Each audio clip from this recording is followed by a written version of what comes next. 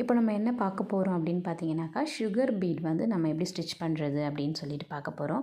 இதுக்கு முன்னாடி நம்ம பார்த்தது எல்லாமே வந்து த்ரெட் ஒர்க்ஸு. இப்போ ஃபஸ்ட்டு சுகர் பீட் பார்க்குறோம் அப்படின்றதுனால, sugar beat normal chain stitch with சீவிங் thread இருக்குது இல்லைங்களா, ஊசி நூல் நார்மலாக துணி தைக்கிற ஊசி நூலை வச்சு தான் நம்ம வந்து பண்ணுறோம்.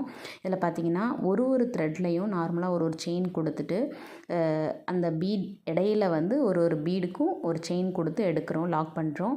மேக்ஸிமம் வந்து 2 பீட் சுகர் பீட் தான் போடணும், அதுக்கு மேலே போடக்கூடாது. நீங்கள் 2 பீட் போட்டால் மட்டும்தான் நீங்கள் எதிர்பார்க்குற ஷேப்ஸ் வந்து நமக்கு வரும். 3 பீட் போடுறோம் அப்படின்னா ஷேப்ஸ் ஒழுங்காக வராது. இந்த பார்டரில் ஸ்லீவோடைய பார்டர்ஸில் நெக் பார்டரில் அவுட்லைனில் கொடுக்குறோம் அப்படின்னா நம்ம அந்த இடத்துல வந்து ஒரு 2 பீட்ஸ் போட்டு ஒரு 3 பீட்ஸ் அந்த மாதிரி வந்து போடலாம்.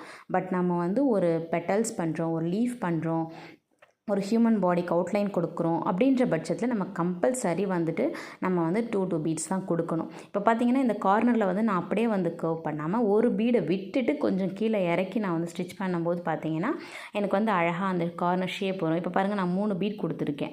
இந்த 3 பீட் கொடுக்கும்போது எனக்கு ப்ராப்பராக அந்த பீட் வந்து ஃபிக்ஸ் ஆகாது, எனக்கு கொஞ்சம் மூவ் ஆகும். ஸோ நான் 2 பீட்ஸாக கொடுக்கும்போது எனக்கு பார்த்தீங்கன்னா எனக்கு வந்து கொஞ்சம் கரெக்டாக வந்து ஃபினிஷிங் வரும். ஸோ நான் 3 பீட்ஸ் கொடுக்குறேன்னா இன் பிட்வீனில் கண்டிப்பாக ஒரு சிங்கிள்ஸ் சுகர் பீட் வந்து ஸ்டிச் பண்ணுவேன்.